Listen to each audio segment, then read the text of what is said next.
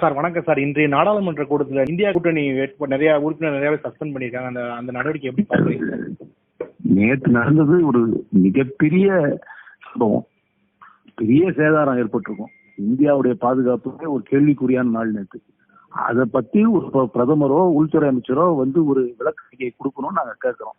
விளக்கறிக்கையை கொடுக்கணும்னு கேட்கறத அவங்க மறுக்கிறாங்க, அடம் பிடிக்கிறாங்க, அவங்க வரமாட்டாங்கன்னு. அப்படி கேட்டதுனால இப்போ எங்க கூட்டணியை சார்ந்த 15 பேரை சஸ்பெண்ட் பண்ணியிருக்காங்க.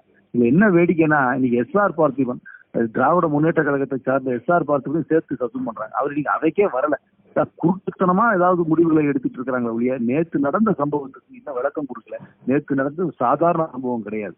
2 பேர் எல்லா செக்கிங்க்கும் தாண்டி உள்ள ஹவுஸுக்குள்ள விசிட்டர்ஸ் கேலரியில இருந்து குதிச்சு ஹவுஸ்க்குள்ள, அதாவது சபைக்குள்ளேயே, சபையோட மையப்பகுதியிலேயே அவங்களால குதிச்சு கேஸை வெளியிட முடியுதுன்னா எவ்வளவு பெரிய செக்யூரிட்டி லேப்ஸ் அது. அது விஷக்காத்தா இருந்தா, சாரினாகவோ ஆந்த்ராக்ஸாகவோ இருந்தா பின்விளைவுகள்லாம் ரொம்ப மோசமா இருந்திருக்கும். ஆனா அதை பத்தி எல்லாம் கவலைப்படாம நீங்க எதிர்கட்சிகளுக்கு விளக்கம் கேட்கறதுக்காக அவங்களை சஸ்பெண்ட் பண்றீங்க. அந்த சஸ்பென்ஷன்லயும் ஒரு குருட்டுத்தனமான சஸ்பென்ஷன் நடந்திருக்கு.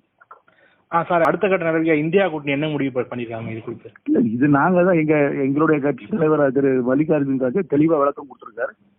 இந்த விஷயத்த பேசாம வேற எதை பத்தியும் பேச முடியாது. நேற்று நடந்த சம்பவங்களுக்கு உள்துறை அமைச்சரோ பிரதமரோ விளக்கம் கொடுக்க வேண்டும். என்ன நடந்தது, எப்படி நடந்தது, இனிமே என்ன பண்ண போறாங்க விளக்கம் கொடுக்கணும். பாராளுமன்றம் என்பது இந்தியா மக்களுடைய சொத்து. இந்திய மக்கள் ஏற்படுத்தியது ஒரு செக்யூரிட்டி லேப்ஸ் தான் நாங்க பார்க்கணும். அதனால அவர்கள் விளக்கம் கொடுக்க வேண்டும் என்பதுதான் எங்களுடைய நிலைப்பாடு. தேங்க்யூ.